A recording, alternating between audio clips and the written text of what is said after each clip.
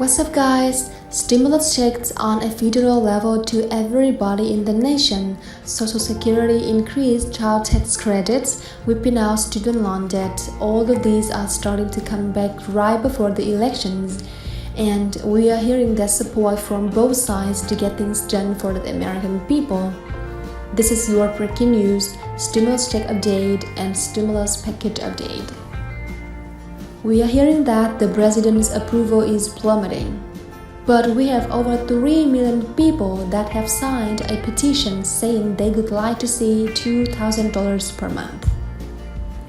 We are hearing that people are saying, listen, inflation is out of control.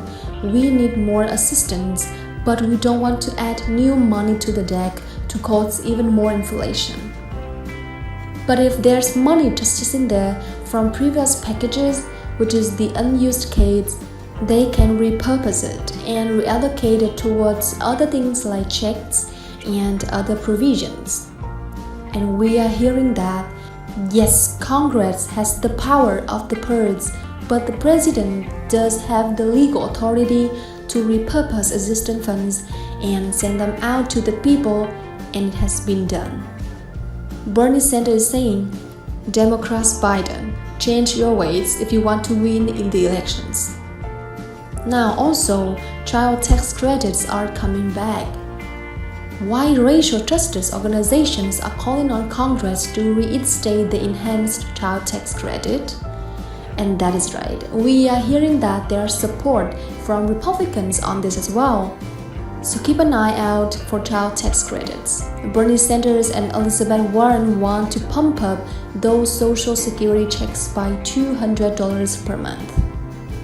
An article coming from Wyoming 2 days ago said to use federal stimulus money to ease inflation impacts. And it says, in the current environment where inflation and rising house prices are crushing, many low-income residents' inaction can't be tolerated. I know that pretty much everybody probably feels this way. Congress has got to step up to the plate and help out the American people. We are hearing that Biden's approval rating and Democrats are plummeting, and this is because the economy right now is stressed.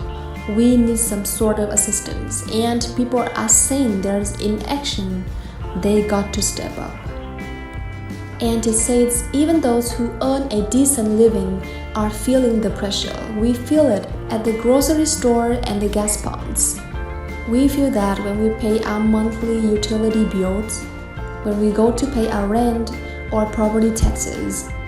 We even feel it when we pay for our childcare, entertainment, and dining out. Now imagine that you are a senior living on a fixed income or a family of 4 with 2 young children and both parents are working outside of the home. Maybe you have to travel a significant distance to your job in a pickup, an SUV or old gasoline car. Your employer isn't picking up the tab for that fuel, so the cost eats into your monthly budget. Now, with no end to higher prices in sight, what are you going to do to get another low-wage job? That's one possibility to dip into your retirement savings. Not a great idea, but an option for some. Now, many will return to local nonprofit and state agencies for food boxes, rental assistance, energy subsidies, just as they have throughout the pandemic the past couple of years. Some will seek help for the first time in their lives, unfortunately. Others will become despondent and fail to seek help. An add to Wyoming's already highest national suicide rate. Think that's overstating the problem. Well, try taking the people who faced the daily struggles to feed their families and keep a roof over their heads, and buy the medications that they need and keep fuel in their vehicles. And yet, that is a struggle that Americans are feeling right now across the nation. Now, this article continues and says that the politicians of Wyoming aren't doing enough for the state's residents. Also, they've taken way too long, and the information they've given out about doing more things through the gas and diesel price working group that they are going to be forming. It's just not enough information coming out. They don't have any solid foundation for what's going to come, when it's going to come, or how they are going to help people out. It says also in Through Wyoming Faction, the governor spent the longest of 6 paragraphs in the release blaming the Biden administration or inflation. First off, that's not entirely true, since there's a war in Ukraine on an ongoing pandemic that's causing supply chain issues.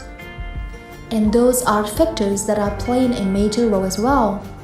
More importantly, those who are hurting, whether they care about who's to blame for the troubles, most of them probably will say that they just want some relief. The article said, it's time for Wyoming's politicians to stop pointing the fingers and start putting their efforts into real meaningful solutions. And as the title said, take the federal stimulus money that is just sitting there and repurposing it, reuse it to send out provisions to help our people.